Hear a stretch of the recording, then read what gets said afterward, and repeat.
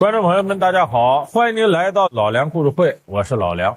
今年3月28号晚，深圳警方出动了350名警力，对深圳福田区德兴城大酒楼进行了搜查，最后带走了160名香港黑帮的成员。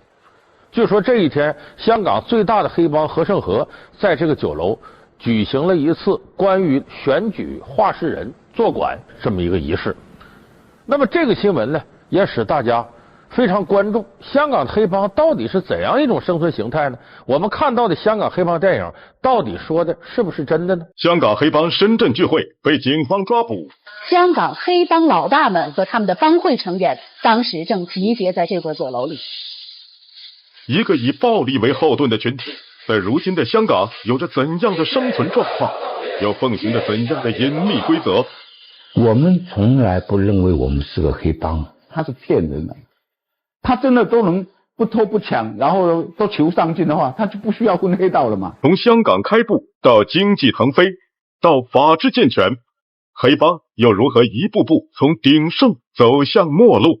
当这个黑势力他和政府的高层能勾结的时候，这才形成了真正的黑社会。老梁观世界为您深度揭秘穷途末路的黑帮。首先可以肯定的说呢，香港确实还有黑帮，大大小小的这个黑帮组织挺多，但是呢，主要的是3大家，其中最大的是和盛和，还有新义安，另外呢还有14K 这么3家。你像这次我们说的香港最大的黑帮和盛和，在这个深圳福田这个酒楼聚会，这个和盛和呀，咱们有的朋友了解，就我们看杜琪峰那个电影《黑社会》里边的何连胜，就是指这个和盛和。个人同心，心传忠义，乐必同乐，忧亦同忧，虽不同生，此愿同死。既提名于金榜，必尽忠于何连胜。今日金兰结义，终生肝胆相照。其实这个和盛和原先呢，就是香港三合会转化过来的。转化过来之后呢，分了很多帮派，这些帮派呢总打打杀杀的。那么在1909年的时候呢，当时就有香港的黑社会领头的人把这些帮派的老大聚到一块儿，就说咱们开个会，四海之内和为贵，不要打打杀杀的。今日有幸结交各位大哥，斗胆的提一点意见。我们既然是背井离乡，到这里来无非是求一个财字，所以应该和平相处，有福同享，有难同当。我们应该在每一个场所的名称上都加上一个和字，就在每个帮派的名字前面加个和字。你像原来叫盛和，加个和字，和盛和，表示这个和为贵。所以那时候开始，和盛和呀，他的势力就很大。到后来曾经有一度呢，20多年前呢，香港廉政公署成立之后呢，警方对这些黑帮进行了一次严厉打击，和盛和的势力已经越来越弱了。可是在最近的20年左右呢，和盛和发现了一个生财之道，就是呢盗版光盘。我只做生意，做了话事人，你的 A 片生意做得更大，全中国都能买到我们的盗版，这么大的网络，不好好利用一下，太浪费了。现在有的是理由做生意，再也不用担惊受怕了。他们开始大量的投入到盗版光盘这行业当中，一下使他帮会的资金上来了，结果和盛和死灰复燃，本来都快不行了，又起来了，成为现在香港最大的一个黑帮。画面中的这个人绰号肥坚，他被推举为和盛和的第4名话事人。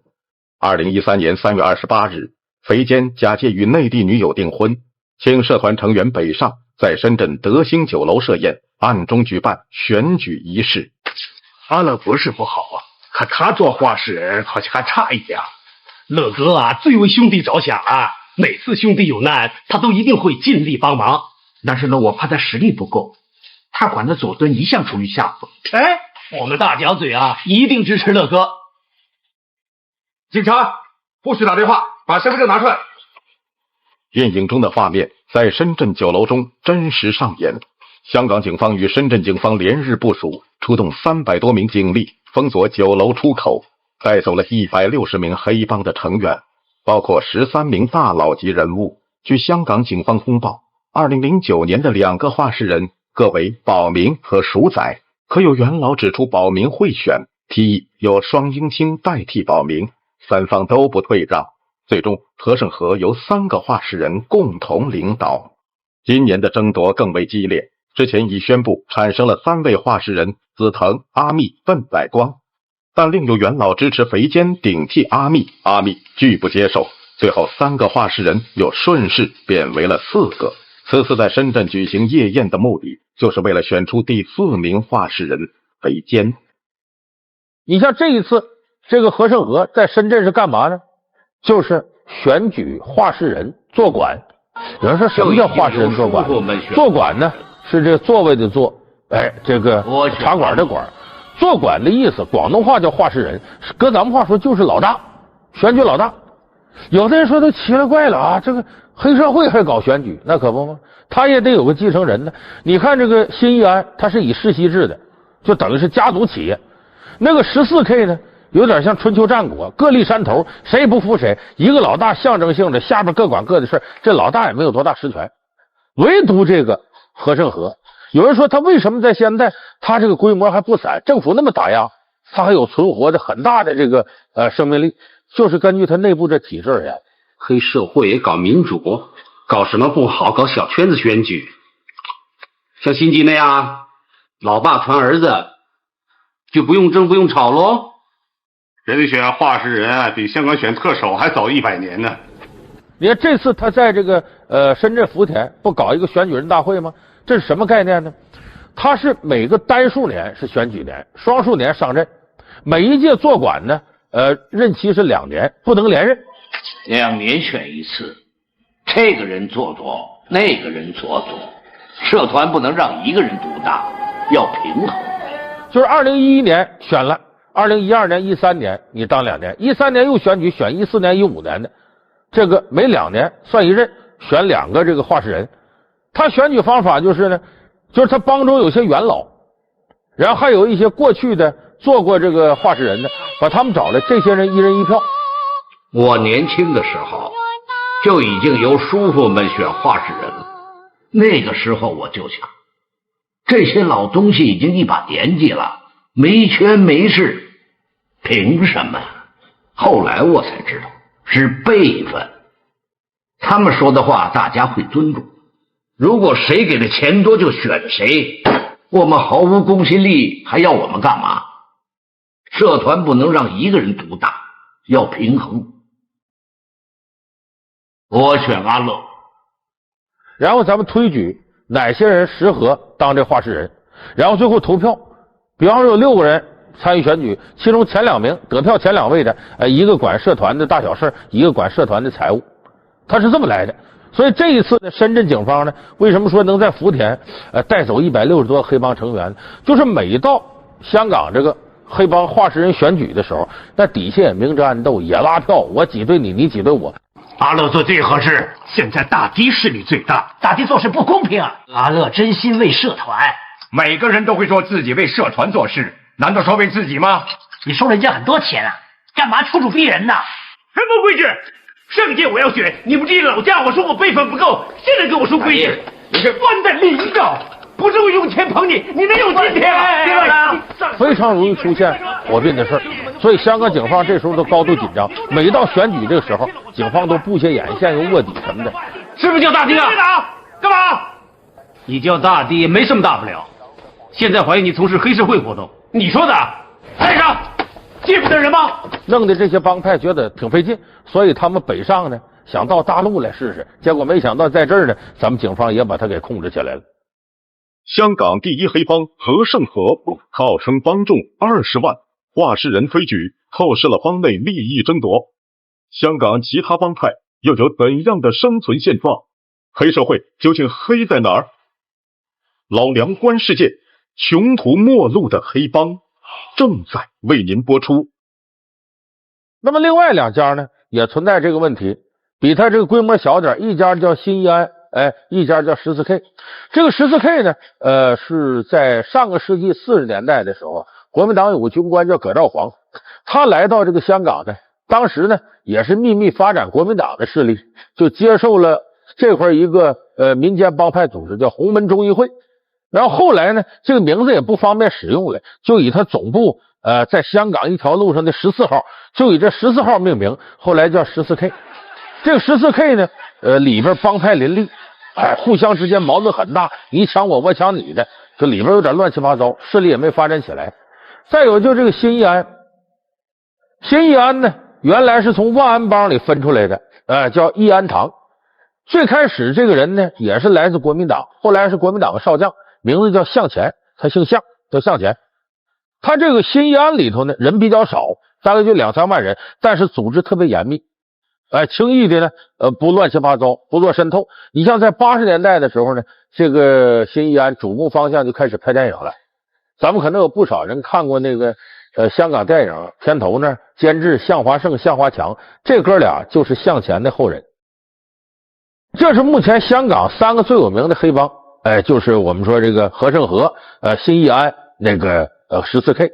我们只是说这是香港的舆论界的和警方确认，但是呢，这3家帮会自己本身人家不认为人自己是黑社会，我们也做正行生意。当然我们说这黑帮呢，这只是说他干的生意里头有一些偷偷摸摸底下是违法的，但是面上他可基本上都合法的。因为现在的香港黑社会也被政府给打压的，他必须得转上做正行生意。而且但凡能做的正行生意，没有哪个黑社会愿意还打打杀杀。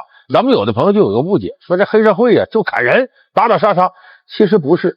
有的你看说是在街上，哎呀砍人了，砍出血了，好多都是装的。比方说俩人合伙在你这腰间塞一包猪血，歘我砍你一刀，猪血出来了，回来老板呐，我为了你砍人了，给钱跑路吧。他是为蒙你俩钱。黑社会要没钱谁当黑社会？现在你要说你比方说和盛和里头就有这样人，有搞金融的，有玩股票的，还有从事慈善的，还有搞制作的，还有研究物理化学的，都有。就这一个帮派里头什么样人都有，因为他为了赚钱。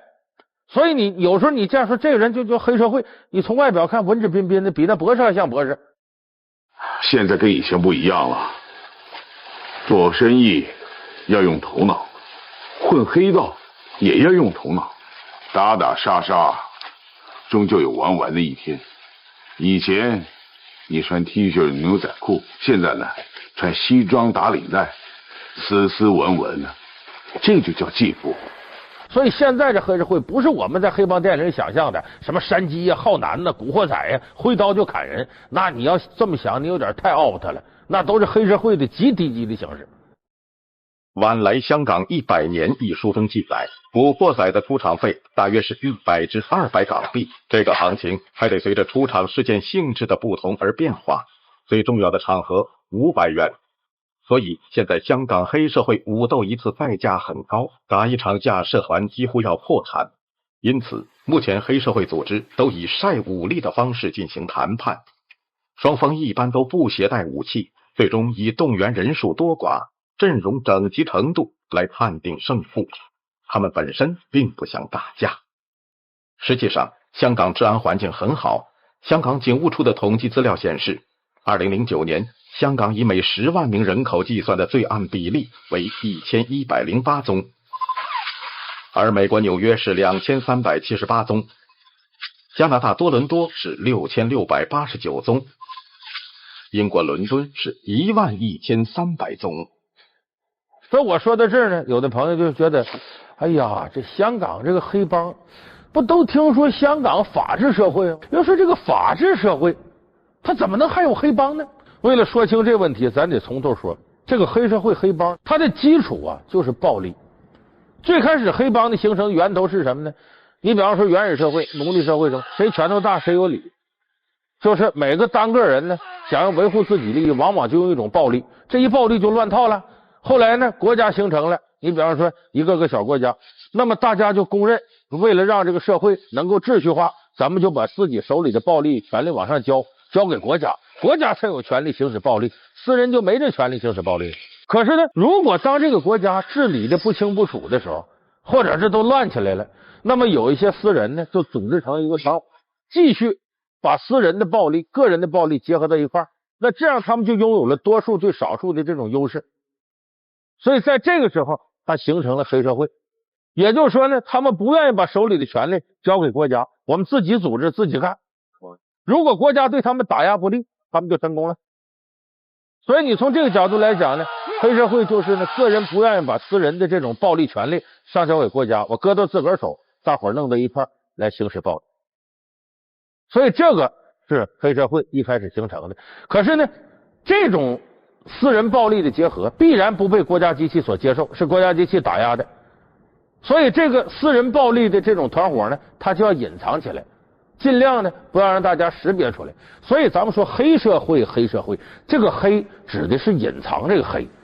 咱们有的人以为黑社会就心狠手辣啊，心黑，不是那个意思。黑社会这黑是隐藏隐蔽的意思。黑帮若想发展，必须不断发展自己的分支机构。最初，这些分支机构大多经营地下色情和赌博场所。分支组织需向总部上缴部分盈利，奠定帮派核心组织的稳定财源。同时，分支机构向核心组织寻求庇护。我要声明一点啊，我们从来不认为我们是个黑帮。我们现在目前经营很多事业，我们有经营当铺，但是我们的当铺有人称之为地下钱庄，我们是合法的我们是在法律的容许范围之内收取这个利息。孩子们他们几个人凑成一个校园帮派或者街头的帮派，那个阶段他可能会很强调正义，可是只要时间拉长了，那么可能他们就需要钱，就可能会涉及到不法的利益。我们最常看到的是他们利用传统的犯罪方式在收地盘税。这是某黑帮组织举行的开堂仪式，拜关帝、发毒誓、歃血盟、喝血酒、喊帮规。谢代表照片，谢蒋捷头上，谢齐家善良，谢违背国家利益。每个步骤都带有浓厚的传统色彩，誓词也都堂而皇之。以前早期有一个笑话，就是说违反帮规的人要开除。那有一个帮主啊，他集合了几个人这个成了一个帮，他真的严格执行帮规，结果下面的小弟都被他开除光了，就剩下他一个人所以帮规其实对黑帮来讲，他是骗人的。他真的都能不偷不抢，然后都求上进的话，他就不需要混黑道了嘛。说这黑社会啊，非得满足两个条件：第一，这个人生活在底层，对个人生命价值没有多高的判断，说我活一天算一天，就是贫穷或者极为弱小的底层，这些人呢骨子里有暴力意识。第二个呢，这个人呢意识到某个行业里头我要用暴力的形式就能获得利益，然后我就组织这些贫弱的人形成暴力集团，然后用暴力来获得利益，或者用暴力来交换获得利益。就这种领头人，有这样领头人，再有这样底层，黑社会的条件才形成。一旦国家对他打压不利，那么黑社会就立住了。你看过去咱们看上海那个咱说青帮也是一种黑社会组织形式，老大杜月笙就曾经说，蒋介石呢用他杀害过共产党员，用他镇压过工人运动。蒋中正总司令为了表彰各位在这次清党中的贡献，特别任命各位为少将参与。总司令如此器重我们，我等从今日起理当为总司令马首是瞻呢。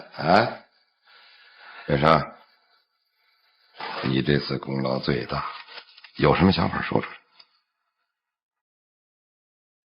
我突然觉得世道变了，是福是祸很难分得清楚。杜月笙后来就说，蒋介石拿我就当尿壶，用的时候拿出尿一下，不用的时候塞到床底下还嫌臭呢。你看，也就是说，当这个黑势力他和政府的高层能勾结的时候，这才形成了真正的黑社会，他有掌控社会部分权力的这样的能力。还有的黑社会是什么呢？政府力量达不到了，他来一下子，等于他获得利益其实是把政府该得的利益拿过来。咱们看闯关东里头，那不那些马帮从山里走里头有这个胡子土匪，这不就黑社会吗？他们干嘛的呢？抢劫，说杀人吗？只要能抢下东西来，人家不杀人，还指你下回从这走再给我送东西呢。所以不是说胡子就一定得杀人，黑社会就怎么着。所以你看这就是解决了我们开始的问题。香港是法治社会，为什么还有黑社会呢？是因为它在早期社会转型过程当中形成的。香港100多年的殖民地，一开始时候香港不是完善的法治社会，市场经济也不完善，政府没办法呢把所有事都管起来，包括呢对工商户进行保护啊，什么合同的履约情况啊，这些现代社会的法治手段当时没有形成。那你这一块，假如说商户有纠纷，黑社会除了收保护费，我替你做主什么的，它就有强大的市场。再加上后来呢，香港呢有一度呢管理非常混乱，几乎警察个个贪污，这就形成了警匪一家，给黑社会以强大的保护伞，可以跟官方勾结。1940年，一个年仅20岁、带着潮汕口音的内地新移民走进香港警察招募处，成为香港警队的一份子。数十年后，他的职位仅次于英籍总警司，成为那个时代香港警匪勾结的代表。他当时的身价足以收购大半个九龙。他的名字叫吕乐。周老板说他要来谢谢你帮他摆平夜总会那桩生意，以后最要紧是请你多多关照小弟。哼，你不用谢谢我，你要谢的话，谢谢明哥好。不，应该的，应该的。当时香港流传的说法是，警察管黑社会，黑社会管治安。吕乐曾说，我根本不用亲自抓人，有案件要破，就开口跟堂口老大要人。一直到70年代，香港成立廉政公署了，它的空间才被打压的越来越小，越来越小。为什么现在香港黑社会势力比过去越来越小，越来越小了？那恰恰是香港法治越来建设的越完善带来的。我估计在不久将来，香港这黑社会穷途末路了，没什么出息了。你这些都转成做正行的，都被政府按照法律法规监控的话，那就无所谓黑社会了。那大家都是做正行的，所以恐怕今后来看呢，香港这黑社会啊，往这一步走的不远了。你像现在这个和盛和这些选出做管，他们日子也不好过。就你这个帮派有点事，你老大负不负责任？有点事警察就得叫你。135做差馆，上警察局交代去吧。26做殡仪馆，下边的人要打打杀杀，3天2头死个人，你还得到火葬场看这些兄弟去。所以他的日子并不好过，所以可以想见，未来的香港一点一点的就没有黑社会多少存在余地了。我做错了一次，不想再有第二次。跟着南哥总比在街上卖报纸好吧？我想清楚了，就算在外面找份工作，我也不想跟黑社会有关系了。你就算卖报纸也要找人罩着。你把黑社会说的那么厉害，那你到汇丰银行去收保护费，我就不信不靠你们，我就没有办法混饭吃。我和你老大混了几十年黑社会，听起来是大哥，舒服，其实是废物。跟着黑社会混饭吃，就知道吃喝嫖赌。现在这样，活该。昨天的节目里啊，我给大家说了一下现在香港黑社会这个新义安、和盛和、14K 这几个大帮派它的基本运作，包括是这个老大更替的情况。那么今天呢，在我们节目当中啊，要给大家说一说曾经名噪一时的香港黑社会老大，那么这些人最终都是什么样的下场？那么有的朋友说，老梁，我总看你节目，我记得你好像说过香港黑社会的老大谁呢？那个张子强，这不是有的电视剧吗？叫《插翅难逃》，里边的张世豪就是那个惊天的大盗贼张子强吗？他是他原型吗？咱们在说到张子强的时候，我不知道有的朋友有没有印象，张子强是因为什么在香港办的事儿，把他逼得到大陆这边逃亡，结果被大陆警方抓住，最后判处死刑的。那是因为张子强当时想从大陆这运过大量的炸药到香港这儿干嘛呢？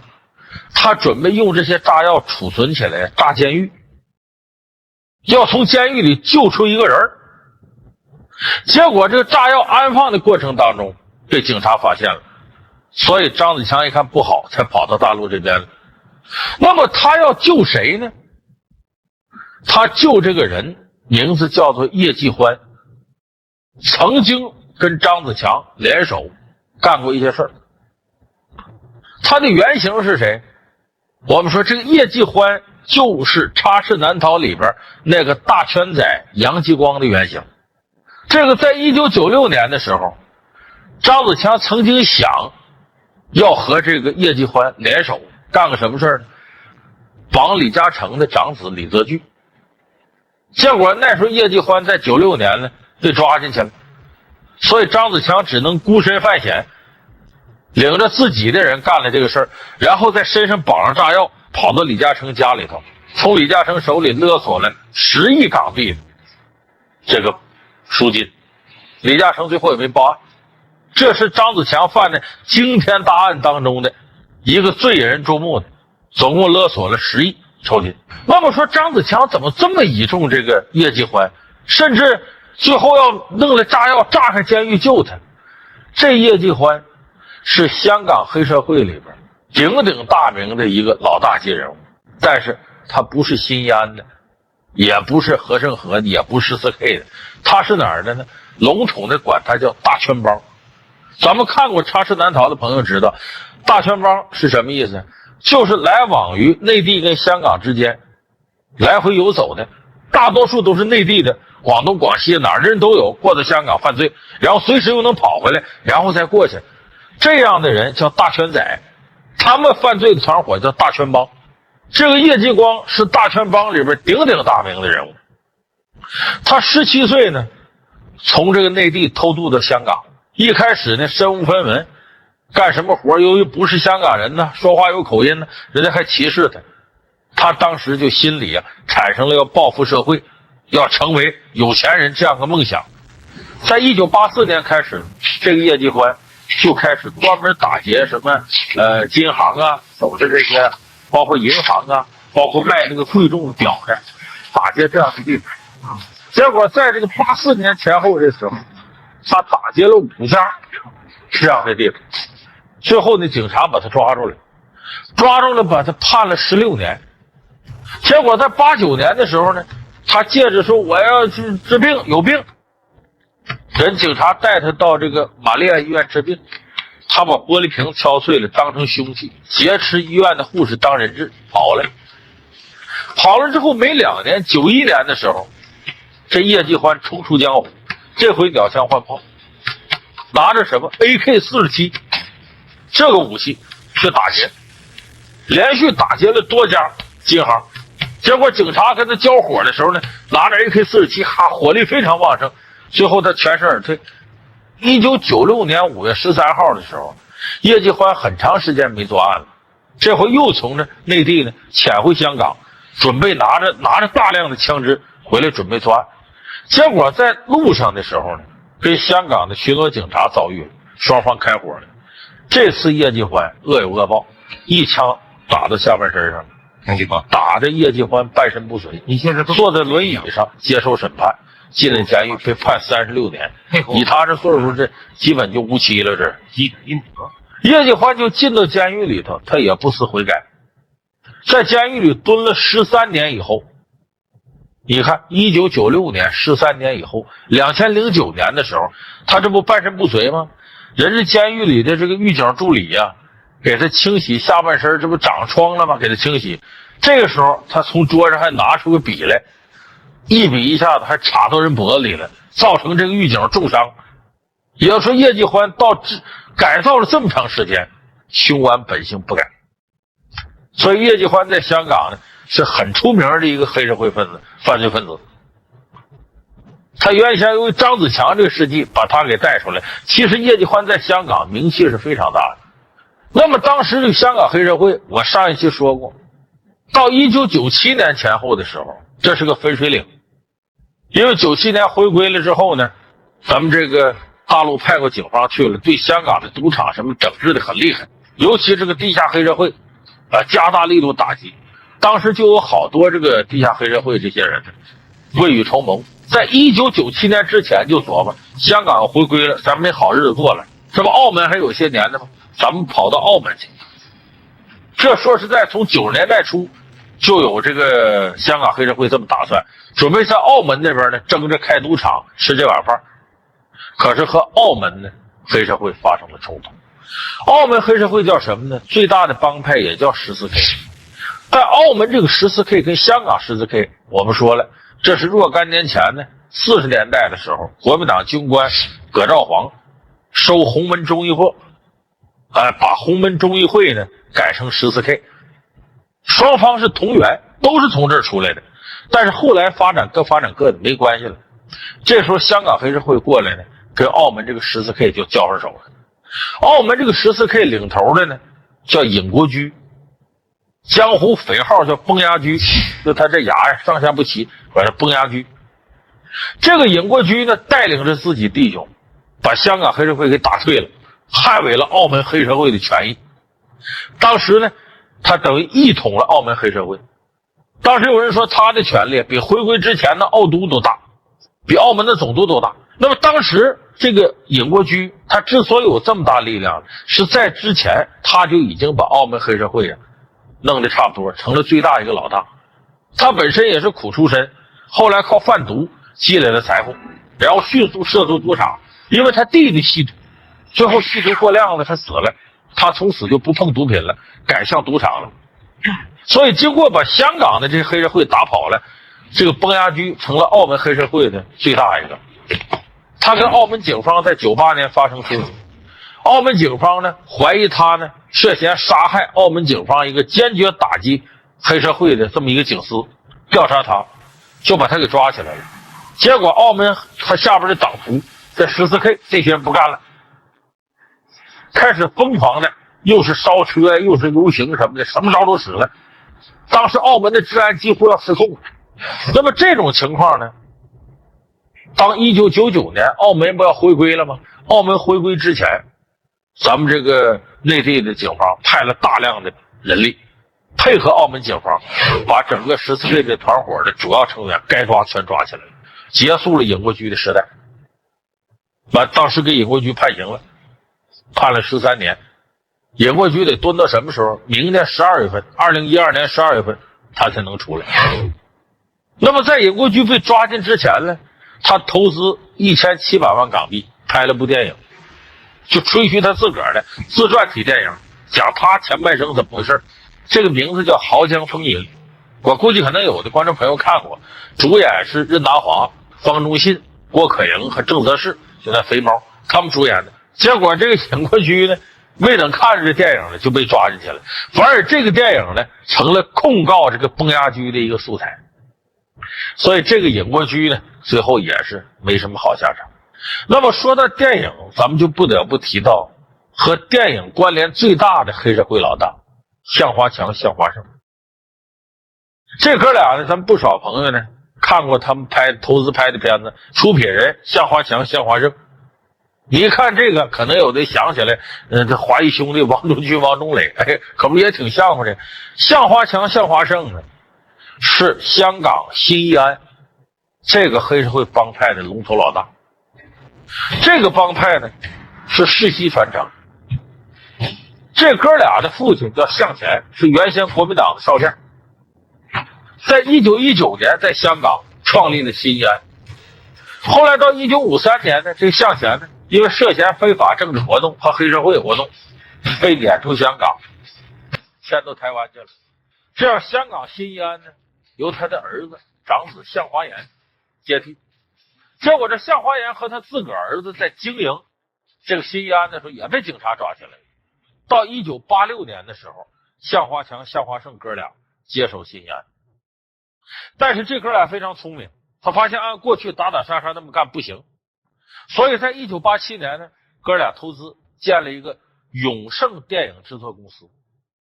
接下来拍的片子咱们大伙儿几乎都看过，赌圣、赌神、赌侠系列，这都是他们永盛电影公司投资拍的。我们看这个周润发演的赌神形象，就是在向华强、向华胜投资之下在展现给我们所有人。而且在里边呢，向华强还有个角色演个什么五哥之类的。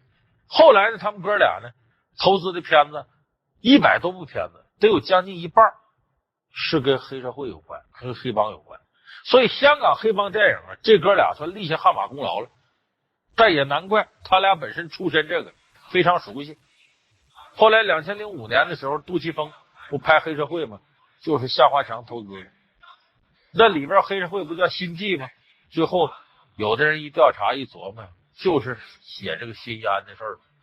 连杜琪峰都说这类电影我们拍起来确实得心。杜琪峰也因此呢，拍黑社会的片子呢，通过他们得到了比较多的好料。所以你看这个向华强、向华胜这哥俩是什么？等于完成了一个华丽转身，洗白了。当然也有人质疑他们，就是香港80、90年代拍电影的时候，电影业很兴旺，哪儿钱多黑社会就好去。当时黑社会控制电影界，有的一流明星拍完电影得不着片酬，成龙都曾经被人拿枪指过脑袋。当时据说有人说，这跟向氏兄弟涉足电影业是有直接关系的。黑帮发现这里有利可图，开始在这里边争这个利益。所以说向华强、向华胜这是少有的黑帮分子最后能做正行做的这么成功。那么当然大多数黑帮的老大呢，最后没有什么好结果。咱们再说两个最近这才也离咱们不远，也就是3、4年功夫不得好死的香港黑帮老大。头一位名字叫差老文，他真叫什么名咱已经不知道了。差老文什么意思？差老在香港就是警察的意思，就出公差的人，差老。差老文这人可能名字叫什么什么文，所以他因为当过警察叫差老文。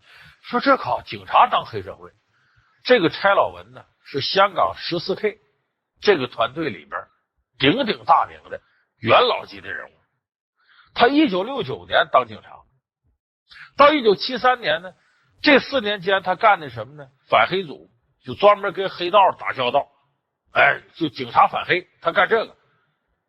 到73年呢，犯了点错误，收了点黑钱，被把警服给扒下去了。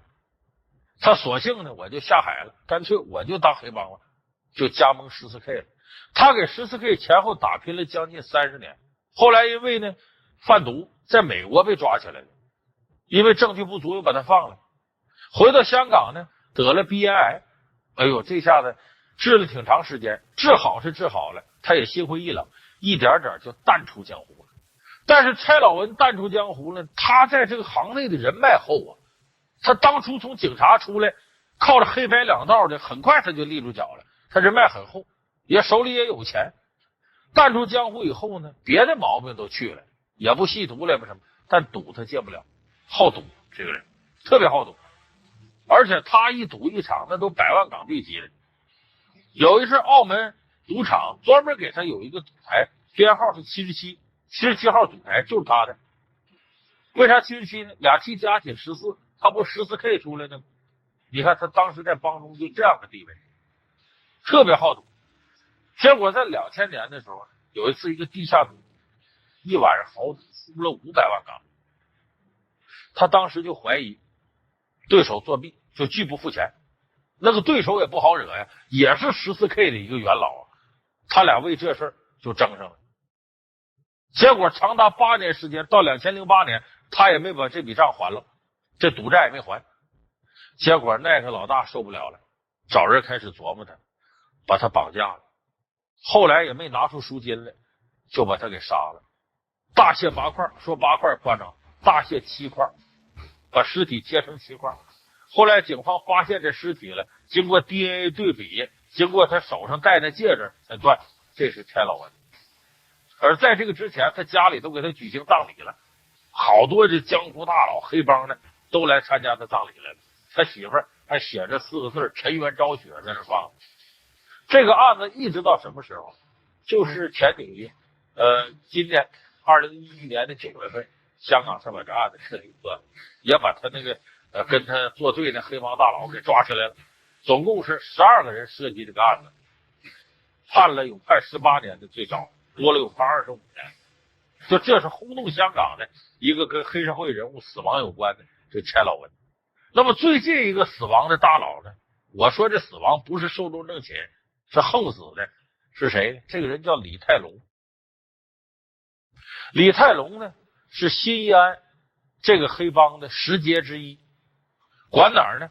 是香港尖沙咀地带的新义安帮会的老大，话事人，就大哥。他是2009年8月4号凌晨，他吃喝玩乐完了回香格里拉，香港的香格里拉大酒店休息。这凌晨4点钟，天上下点小雨，车刚停到香格里拉饭店门口，推门他下来，这李泰龙个子大，戴个近视眼镜，抽着雪茄，刚一下车门，唰，车旁边就开过来一辆车，哗就把他撞倒。上来3个男的拿着砍刀，1分钟以内把他活生生砍死。前后就是1分多钟的事就完事儿。李泰龙无命归天。结果这个事影响大了去了。后来他出殡的时候呢，新义安出了几百个兄弟，穿着黑西服，把西服都举过脑袋顶上，套到脑袋上，形成一个人墙，然后他家里人从里边送葬干什么的，就不让记者拍照。就这李泰龙，这在2009年在香港是轰动一时的大事。其实我们看从柴老文和李泰龙这个事儿上，我们能看到黑社会的人物为什么我们看不少电影说金盆洗手啊，退出江湖啊，你琢磨一下就能知道，这样的人在这个环境里打打杀杀，你能保证你自始至终都在权力的顶峰吗？你自始至终都能够操控别人的命运而自己置身事外吗？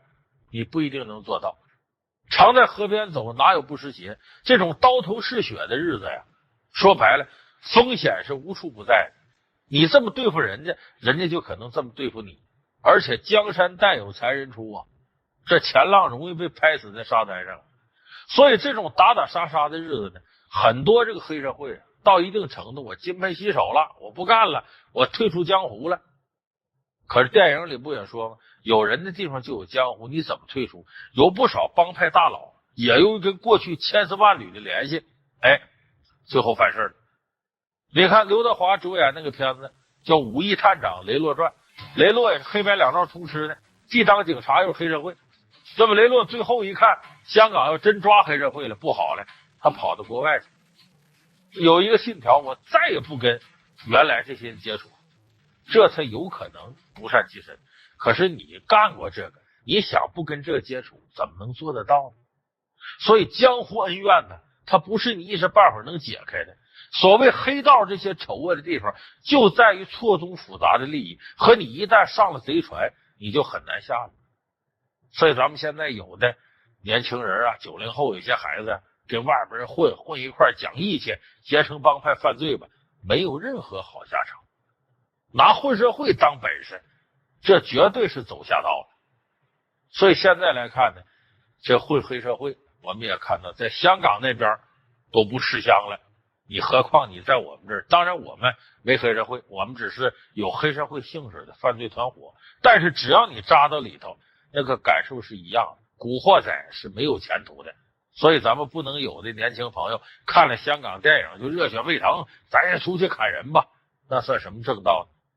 要说深入黑社会里边这些人他们内心的感受，有个电影叫《我在黑社会的日子》，这部电影里边有一首主题曲是罗大佑写的，典型的反映了一入江湖身不由己这个黑社会人无奈的心态。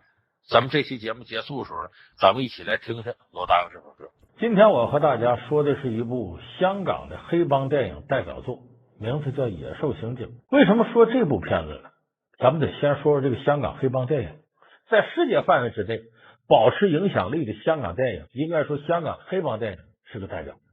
但是香港黑帮电影里边也存在着一个由盛转衰，再由衰走进复兴时代的这样一个过程。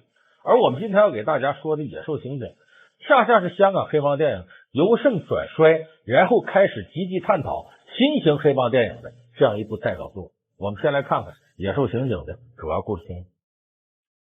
电影《野兽刑警》以香港红山区的警察和黑社会为主角，讲述了一段难分是非黑白的江湖故事。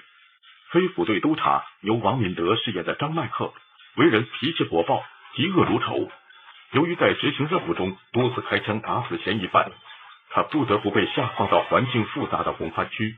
在这里，他结识了一群工作散漫的新同事，其中最令他头疼的便是由黄秋生扮演的烂鬼东。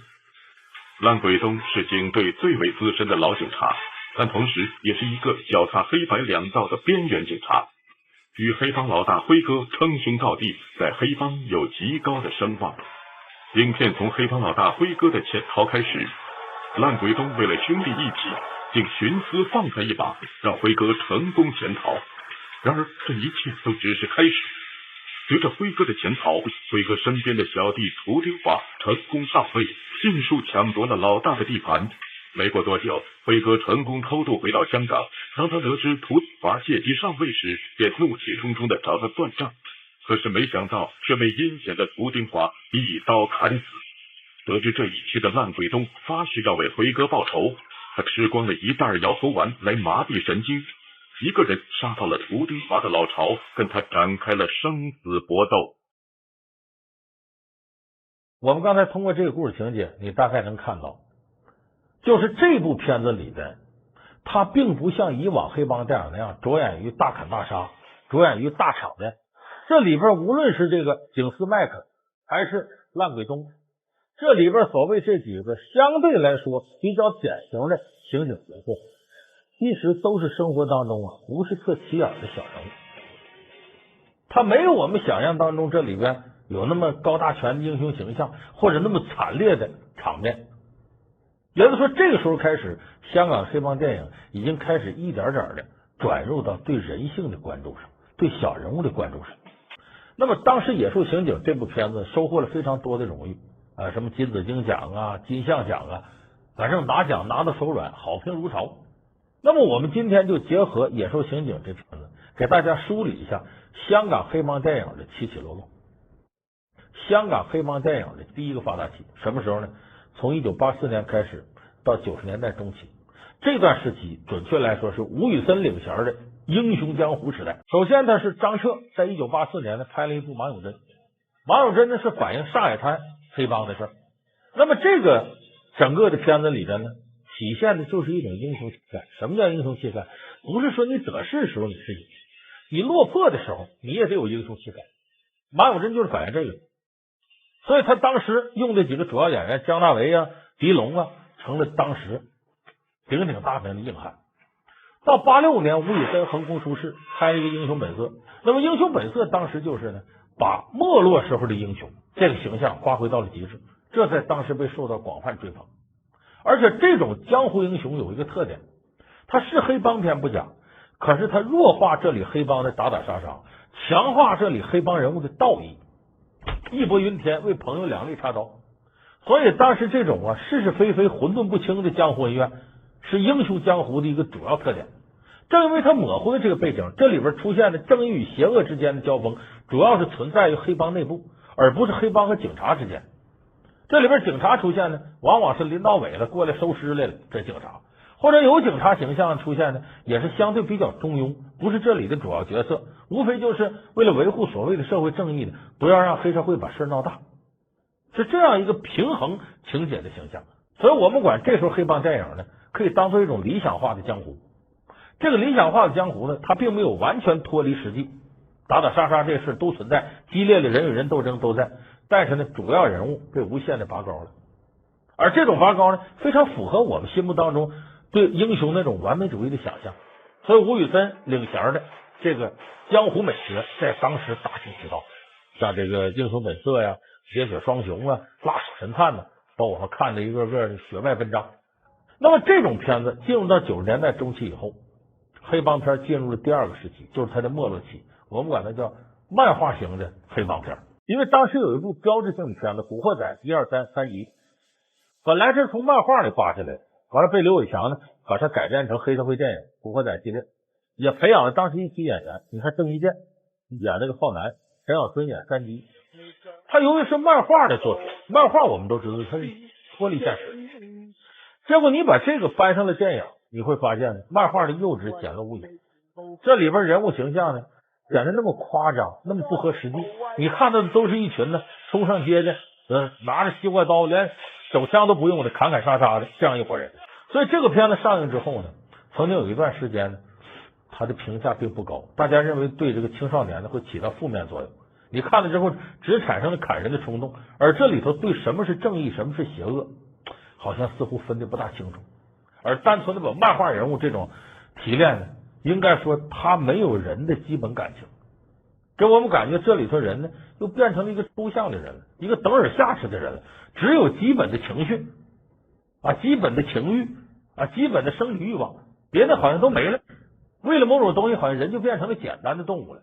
那么英雄本色时期呢，他任何一个黑帮人物，他的发展成熟，最后成为大英雄，他都有一个过程。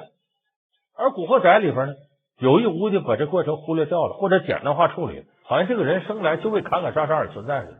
所以古惑仔当时影响了一批青少年，可是古惑仔这个电影水平真的是不高，远远没法跟英雄本色系列比。咱们可能电视机前有的观众朋友一想起古惑仔，自己年轻时候看过热血冲动，你为什么觉得它好呢？它正配合了你当时不成熟那种心态。古惑仔这样电影在电影史上根本没法跟英雄本色相比，我要把它说为黑帮片里的垃圾恐怕都不为过。因为我们看电影，如果你让年轻人产生了出去砍人的冲动，这绝对不是什么好的东西。电影不敢说高胎教化，你也不能让人看完了就产生犯罪的念头。所以我说这个时候是香港黑帮片一种没落。这个时期呢，有几个导演像王晶他们比较喜欢拍这类片子，为啥？迎合大众，我挣钱就行。所以我说王晶呢是一个没什么品位的导演。我们不可否认王晶有水平，但是说实在，他真不是那种电影界的理想主义者。我要挣钱，怎么的我都能干，只要赚钱无所谓，没底线。所以王晶是香港电影里边一个有成就的导演，但是我从来不认为他是个有品位的导演。那么也正是在这些导演手里，为了夸大感官刺激，无所不用其极，把香港黑帮电影迅速的推向没落。那么到了陈嘉上手里拍这个《雨树情景》，其实他已经试图在为香港黑帮电影再打开一个新路了。这就进入了90年代末期到现在香港黑帮电影的人文化时代。什么叫人文化时代？大家发现黑帮电影不能仅仅在勾勒出一个大英雄，这个大英雄在现实当中也很难存在。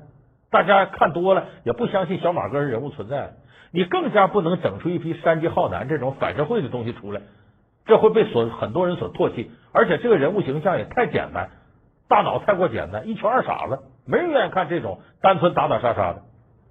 那么好，黑帮电影就开始加入了大量的人文化的东西，他开始关注小人物，开始关注人本身内心世界的起起伏伏，他更多的把人的复杂化一面展示出来，而中间呢不那么明显的区分好人和坏人。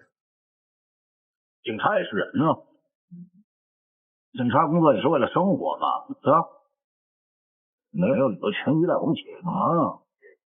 警察和贼都是拿枪混饭吃的，不过贼就月底没薪水领啊，手停口停，手工作业啊。这警察呢，警察只不过个证件而已。警察和黑社会之间的对立也在这里被加入了细致入微的人文的元素。就说警察他也是人，黑社会这里的人也是人，他们之间产生这种冲突呢，有社会发展和人复杂性的一种必然。你要还原出好和坏来，必须得说得清他们走入好人和坏人两个天地的中间经历了哪些事儿。出来混了这么久，做过老大，也叫威风过，那又怎么样？最棒不过几条街，辣椒红才有用啊，人红危险呢。你们这些拿枪的随便走过来，我就得站住，收身。你也可以这样嘛，你自己找麻烦而已，跟你去考警察3天不够就做不到师。不过没用了，做还有什么用呢？以前是油水多，现在汗水多啊。想起我刚刚出来混的时候，警察比贼还坏，街坊就当我们神一样的拜。现在有廉政公署了，你们倒霉了，没运走了。我们做混混的，连英雄也没得做了。我们可以看到《野兽刑警》这片子，恰恰是在这个角度有所发展。你像里边这个警督麦克，他本身是一个纪律严明、理想主义者，特别想在警界干出一番事儿。这里边这个烂鬼东呢，是个黑白两道能通吃的，他有基本的正义性，不越界，可是他也跟黑社会呢打成一片。所以这都是呢小人物在故事情节发展过程当中必然的一种际遇。尽管他会遇到很多新的问题，可是他处理问题的方法，他的习惯不会改变。其实这个就揭示了我们生活当中一个道理：有的人说算命没用，说什么呢？性格即命运。这话有道理在哪儿呢？我举个例子啊，什么叫性格即命运？比方说呢，咱俩面对面坐着，我站起来突然给你一嘴巴，你这个时候呢，你作为不同性格的人有不同反应。第一种反应是甭管30-21，起来就给我一嘴巴还过来。第二种是坐着琢磨，这老梁块比我大，我打不过他，回头我再报复他，这第二种。第三种呢是性格就软弱，反正我也打不过你，我就认了，我就挨揍的命。你看，这是3种面对一嘴巴这个事儿反应。那么在现实生活当中呢，随时挨一嘴巴呢，这种事儿有。比方说别人欺负你，别人当面侮辱你，领导不给你分房，不给你评职称，都这事儿。那么你这3种不同性格的人呢，在面对类似的事儿的时候，就会有类似的反应。把这些反应串一串，就决定了你的行事风格，就决定了你所遭受到的这种际遇。所以这叫性格即命运。那么野兽刑警里面呢，就是从每个人的性格出发。你看似好像他每个人可能这样可能那样，但是当他性格里这种习惯冒头的时候，他遇到这些事儿，他一定会有相似的反应。所以说一开始也就决定了这里边几个主要人物最终的命运。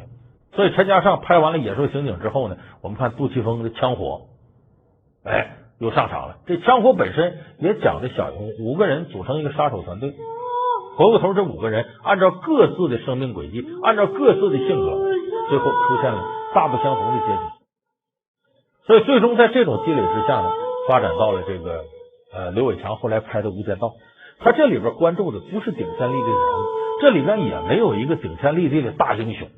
无论是警司，还是黑社会老大，还是混黑社会的小弟，还是普通的小刑警，甚至一个心理医生，一个教师，他都是以这个社会一个普通角色往前行进，然后这些角色勾织到一起，形成矛盾冲突。所以他的主线可能是分散的，但是我们每个人看起来呢，都能收获属于你自己的一份感动。你觉得这人物可信？